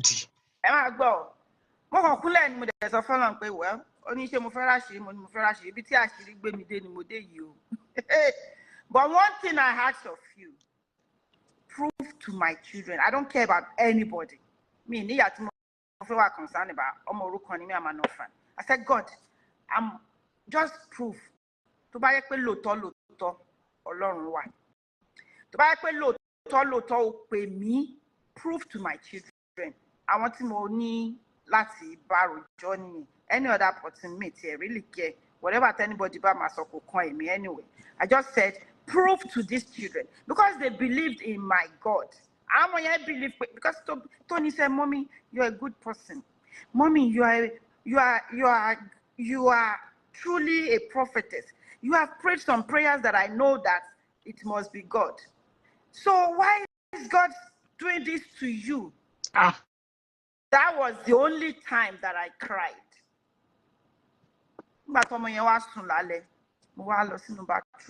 I was naked. I started crying. I said, God, Tony saw. Don't come anybody. In fact, this is serious, man. Yeah, me, anybody, but surely just for them. Because mo will approve for our mommy. Lose one not me. You understand? And that was why I said, prove yourself to my children. You know, you want so prove yourself to them. And that was it. And I just let Jenny to prove for, oh, okay, anything you want me to do, I will do. Mommy, yes, okay, but how to one fair nìyẹn. Only so be one kg. So, but to my be but only but to low kg and one more. Alone now one gbọ́dọ̀ sọ̀rọ̀. So, but to my be more, any challenges. So, Shemo, on the photo was like pay ajelam. Báwo làwọn kọ́ ọ̀sẹ̀. What did I Jenny? Well, what did I Jenny? I do pay it was strong. It kept you. And your own get strong. So, ẹ lè ní ìgboyà láti bá àwọn èèyàn sọ pé mo là kọjá. Ó dẹ̀ jẹ́ okun mi. Lórúkọ láti Jésù, ẹ ti ní rí ìdààmú mọ́. Mo pa láṣẹ ni o. Àwọn ọmọ yìí kọ̀ọ̀kan dẹ̀ ní rí ìdààmú. Lórí àwọn ọmọ ní orí ìgbéyàwó ẹ̀ ní rí ìdààmú. You are a very strong woman. Lẹ́yìn sọ sọ́rọ̀ yẹn gbọ́n tó lè mọ rántí máa pé nǹkan kan ṣẹlẹ̀ kí ló ṣẹlẹ̀? A lot of things mo rí lórí kìíní but gbogbo wàhálà COVID gbogbo táyì máa kò tó jẹ́ kí. And I decided not to say anything. Yeah. I decided not to say anything. You are a very, very strong woman. Wọ́n ti máa ń sọ nìyẹn pé kò sí ẹni tó hùn tó fẹ́ kóun la ìṣòro kọjá. Ìṣòro ìgbéyàwó tó ń kó báyàn láyé tí a wà yìí. Ọkọ̀ tó dùn mí because one day it was in the bathroom. I will ask him questions. God will just say, ask him. I don't fẹ́ fún mi ní clarity. He will tell me what to ask. No, mo lọ bá mo ní nǹkan ẹyọkan. Just tell me one thing that I did wrong in this marriage. Or tell me one thing that I did not do. Money, just one. So my lè sọ pé okay, nǹkan báyìí ni mo ṣe fún ẹ, àbí nǹkan báyìí ni mi ṣe. You know, just for my own sake. Mi ni kò má lọ but just for my own sake. Money because mo kàn wò pé kí làwọn èèyàn máa sọ. Ó ní kí làwọn èèyàn máa sọ yẹn gangan ló ń bọ́dà ẹ̀. Money no kò bọ́dà mi o. Money but I mean, I don't think I mean, the way people know us, kilo masope moshi, si o de ni ti e loju abi ti mi loju. I mean, of course, ko wo mo, o de feel ko fe ma lo, but nkan ti mo se. Oni ko si, kí làwọn èèyàn máa sọ yẹn gan ló ń bọ́dà ẹ̀. Ojú ò lè ti ohun ìwọ lójú máa ti ṣèbí wọ ni pásítọ̀. Ẹ máa gbọ́, ṣèbí wọ ni pásítọ̀. Ìwọ ikọ̀ náà ni prophetess. Ìwọ ikọ̀ náà ni doctor. Ìwọ ikọ̀ náà ni counselor. Ìwọ ikọ̀ náà ni ó wá ń kà á. Wọ́n ò pé adúrú ẹ̀bùn báyìí lọ́lọ́run fún mi lóòótọ́. Eléyìí náà pọ̀. Mo ní ṣé nǹkan tó ń bi ẹnu nìyẹn ni. Ó ní sọ ìwọ lójú máa ti ṣe bí wọ́n náà mọ̀ ìwọ nìyá wọn náà kò sí ètò kan òun bẹ́ẹ̀. Sherry, that was the moment that I knew, like, Busola, stop fighting, you know, because I was still holding on. I was holding on. Got video coming lójú, whatever. But he has done some things. Because this is an act of wickedness. You understand? This is an act of wickedness. How do you look at me straight in the eyes, say, "Woloju mati"? I'm like, this man never loved me. You cannot love some. So you want to be agenda, I know the fee people okay agenda, you know. Money. Are you for real? Okay, with me by me. Moloke, tears on cockon. Motion be away your conio. I'm a to my son. Only 1 year go me low.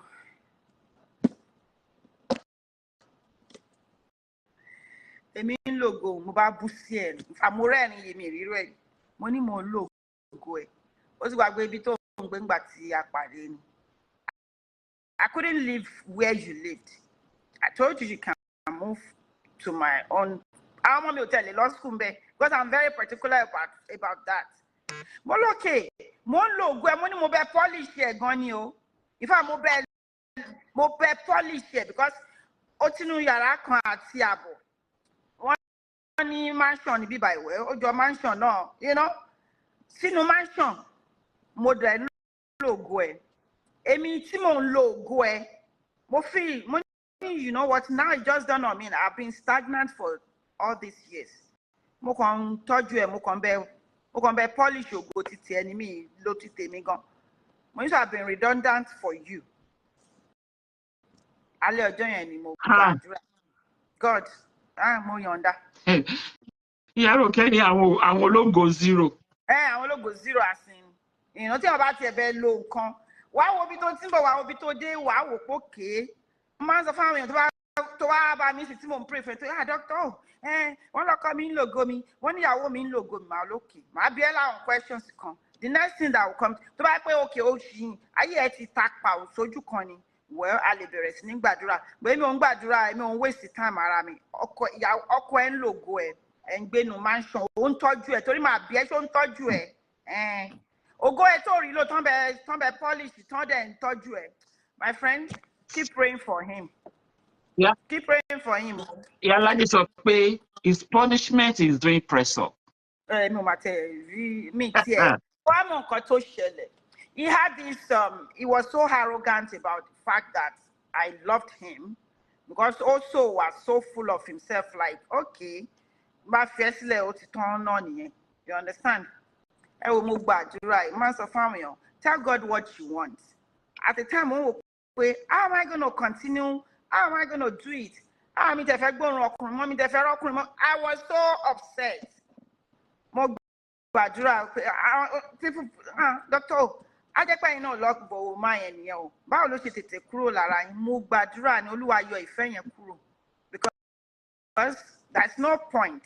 He has done some wicked things so beyond me, so there's nothing for me to hold on to. Okay, bóyá ó máa padà wá kó lè padà wá, it's not, I don't want him back or possible, so yọ ìfẹ́ yẹn kúrò. So I don't think about him, I don't talk about him unless like back in sorrow anything, cooking, making ranty, unless you know, tabasoro debe, or I don't just sit down. And that was the time that I was really, really depressed and sick. And my friends thought like ó dẹ̀ gbé kúrò lára jàre èèyàn tó ṣàdúró nǹkan bẹ́ẹ̀ fún yàrá wí èèyàn wo. This depression is for me. It's not even for the marriage again. Marriage is low. Okay, me rántí. Àṣọrọ̀ lágbájá lẹ́ ń sọ. We thank God for your life. That's not it. Kò ń ṣe yẹn o. Ọlọ́run ti yọ yẹn kúrò. Ó yọ kúrò. In fact, ó yọ tèfètèfè ni. In fact, he would not even believe himself. Like what? Because he was so full of that fact. Say, oh, she loved me. You understand? Like she loved me. No, the depression is about something else. It's not even about him. Now, within 6 months, what God did was beyond me. And truly, if I was fighting for myself, there was no way I could achieve everything that I've achieved. Possible. So when God says, he knows what he's talking about. He knows exactly what he's talking about. The Lord bless you so much, man. So, until 3 hours. Hey, Jesus, you talk too much. So we really appreciate you, man. The Lord bless you for coming. Ọlọ́run dẹ̀ ti wà lẹ́yìn yín kò ní fi yín sílẹ̀. So ẹ jẹ́ kí n release yín títí di ọjọ́ ìmí. Yes, ma. Ẹ ṣé gan ni. Ẹ ṣé gan, mo appreciate you. God bless you. Ẹ wo Sherry kò ń ṣe gbogbo àwọn tó bá pera wọn ní ìránṣẹ́ Ọlọ́run ni mo máa ń bá ṣe because I have seen, I know, but I love you with everything. I love you too. And you need to know that. Àwọn èèyàn kì í bí pé àti ìrírá rí, but truly, I sincerely love you. And mo máa ń sọ pé that woman, èèyàn Ọlọ́run ni wọ́n. Ẹ ṣé gan ni ma. Ẹ ṣé gan. I appreciate you so much. Everybody bá mi kí wọn. Thank you. The Lord bless you, ma. So, any wonderful weekend. Àtẹ̀yìn náà, God bless you, ma. Thank you, ma. Bye-bye. Bye. Wow. Today is a very wonderful day. Mommy Esther Ojedele sọ pé, Mommy Ajibade, as a woman, we must always give time for God and Holy Spirit because devil is everywhere. Devil is everywhere. Tí devil fi wà nínú ṣọ́ọ̀ṣì. Devil is everywhere. So when you say good mother, ẹni tó bá wọ́n anybody ní kó sọ, ẹ̀yin lẹni life yín, mo dẹ̀ pa láṣẹ ni, ẹ máa jèrè àwọn ọmọ yín. Gbogbo obìnrin pátá àti single mom àti ẹni tí ò kì í ṣe single parent ẹ máa jèrè àwọn ọmọ a ní sí ewu fún ẹlòmíì kó wá jẹ lórúkọ ńlá àti Kristi inú ilé wa ò dẹ̀ ní dàrú ẹni tí gbogbo ẹdẹ ti dàrú sẹpẹ ẹ ń wá bẹ ṣe fẹ́ fix ẹ ọ̀rọ̀ bá mi yan ọkọ tó dáa á bá mi yan fún yín. Thank you for taking your time to stay with me for good 3 hours. 3 hours láti 10 in fact mo máa upload kìíní sórí YouTube. So ẹ̀yin èèyàn kẹ́ bá mi wò kẹ́ bá mi share fáwọn tó yẹ kó tún gbọ́ 3 hours la lò lónìí o na wow can't believe me use almost 3 hours. It is not almost 3 hours, it is 3 hours ma. We have just 5 more minutes to go. Lórúkọ ńlá àti Jésù gbogbo àwọn ẹ̀yin obìnrin mo dẹ̀ fẹ́ kẹ́ wà very careful. Ọ̀pọ̀lọpọ̀ nù yín ẹ mọ̀ àwọn girlfriend ọkọ yín lẹ fi ń ṣe ọ̀rẹ́ o àwọn dẹ̀ ti dá yín mọ̀ ẹ má jẹ́ kán pa yín dànù àwọn girlfriend ọkọ yín ní church àwọn lẹ máa fi ṣe prayer partner tá máa rí bí bàtà ayé yín jẹ́ ìyẹn that one is for another day lórúkọ ńlá àti Kristi ẹ dẹ̀ ṣọ́ ọ̀rẹ́ ní yes ó dàbí 30 minutes ẹ ṣọ́ ọ̀rẹ́ ní lórí social media kí àwọn girlfriend ọkọ yín kọ́ má bàa wá fi yín ṣe ọ̀rẹ́ kẹ́ má máa tún máa sọ tinú ilé yín fún wọn ẹ̀yẹn lẹ́jọ́ wẹ́wẹ́. I think we have to discuss about that one later, not now. That one is another topic for another day. Ọ̀rẹ́ ọmọ ìránṣẹ́ yes o ṣe bẹ́ẹ̀ gbọ́n tí mọ́mì yẹn sọ ọmọ tí wọ́n ránṣẹ́ tán bá dé Nàìjíríà òun ló padà ń fi ọkọ wọn. Thank God for the spirit of the Lord. Thank God that Ọlọ́run jẹ́ kí wọ́n rí ẹ̀mí wọn gbà. Ọ̀pọ̀lọpọ̀ obìnrin tí ẹni tó kú lénìí alẹ́ ọkọ ẹ̀ ló pàdánù lórúkọ ńlá àti Jésù yẹn ò ní jẹ́ ìpín tiwa. Ẹ máa ṣọ́ra kẹ́dẹ̀ máa kíyèsára. Ẹ máa wo nǹkan lẹ́sọ̀. Ní ṣubú fọ́tàyọ̀ o. I love you all with the love of Christ. Mi ò ní fi yín sílẹ̀ títí máa fi yín sílẹ̀ títí di ọjọ́ mẹ́jọ. Yes, I will put it on YouTube. Ẹ lọ sórí YouTube channel mi, ẹ lọ bá mi subscribe. Bẹ́ẹ̀ ṣe ń kúrò sí kẹ́ lọ sórí YouTube kẹ́ lọ subscribe. Ẹ lọ subscribe sórí YouTube channel mi. I have to YouTube channel. Single People Connect, then Christ the Risen King Foundation. Mama upload the list of the Single People Connect. Single People Connect. The Mama Fisi. I love you guys with the love of Christ. Mama share YouTube channel Confun LAGBO KRISTIENI.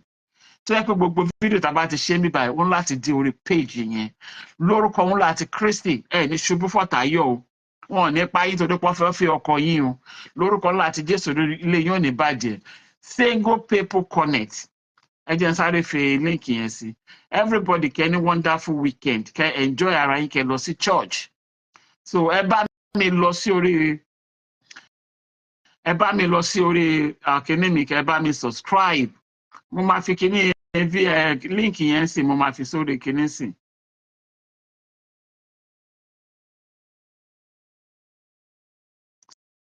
So ẹ jẹ́ n fi líǹkì yẹn síbí báyìí.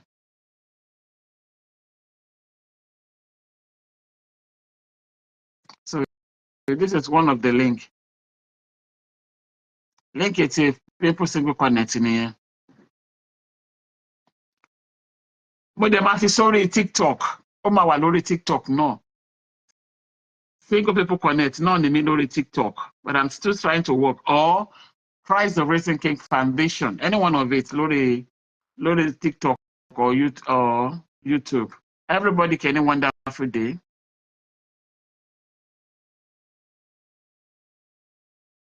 Ó ní agbára o.